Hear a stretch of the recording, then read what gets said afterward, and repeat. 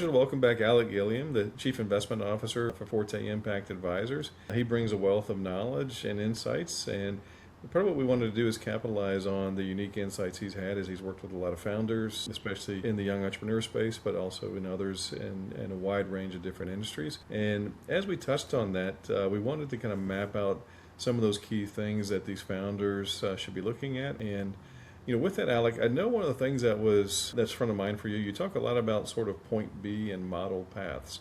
Tell us a little bit more about that. Yeah, and this can also apply to anyone really.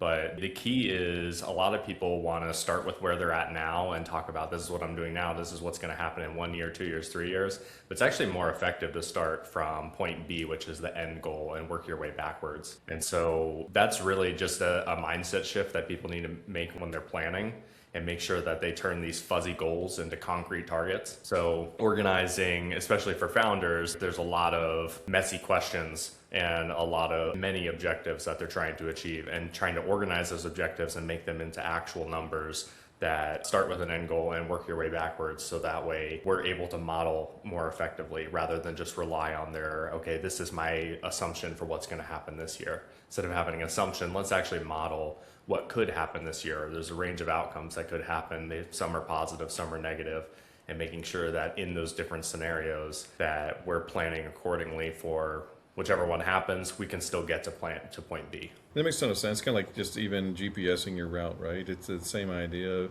Every once in a while, there can be some joy in the wandering journey, but by and large, at some point, you got to get somewhere. And so, what does that destination look like, and how do we work backwards from that end point to get there? Exactly.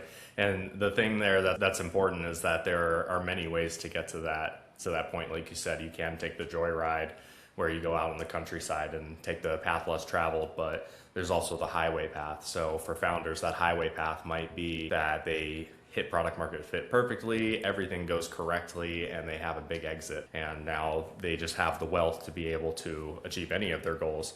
But that's not a majority of scenarios. It's actually a vast minority of scenarios. So what you actually want to do is plan for the majority of scenarios where something could go wrong. And it's not necessarily wrong where everything's ruined, but it could just be something slight that requires some sort of adjustment. And that's where using those ranges comes into effect. So what are the scenarios where things go slightly wrong, very wrong, slightly right, or very right? And then making sure, obviously in the very right scenario, it's pretty easy to achieve your goals with a startup. But in the other scenarios, there might be some other avenues that need to be taken to make sure that the goals are still achievable. Absolutely. It's the same example, right? If I'm coming from Virginia and driving to Seattle, it would be kind of foolish for me to assume that I'm going to hit every green light between here and there. And, with the GPS, right, sometimes we'll give the option of, hey, do I want to bypass the toll roads? So I just don't, find them irritating. And so I don't want to pay the extra tolls. That can be part of the design into a strategy to say, how do we minimize what that tax drag or other sort of unnecessary fees may be to get to the destination, while, to your point, having those multiple exit ramps along the way. Whether it goes completely according to plan, or if there's road construction or an accident, we've got detours around that. We can still get to the end destination. Yeah, and there becomes a lot of complexity with modeling that, because if there's a certain percentage of the time that all these different scenarios can happen, it's like, how do you actually plan? You have to plan for all those scenarios individually, but also how do you plan holistically in terms of just actually modeling an average outcome?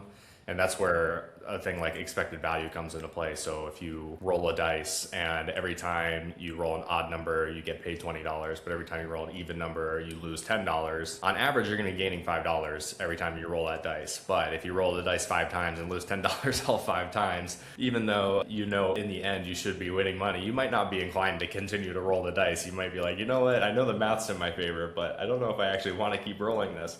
But that's where you have to have the sound logic. If you feel that your business is going in the right direction holistically overall, then your expected value should be positive. So the percentage of the times that things go slightly right or very right should be higher than the percentage of times that things go slightly wrong or very wrong. If you have that product market fit and you're working towards a positive business, the goal then is to try and see those other risks that could derail you and make sure those are mitigated beforehand as well, and increase the amount of times that you're rolling the odd number and making $20.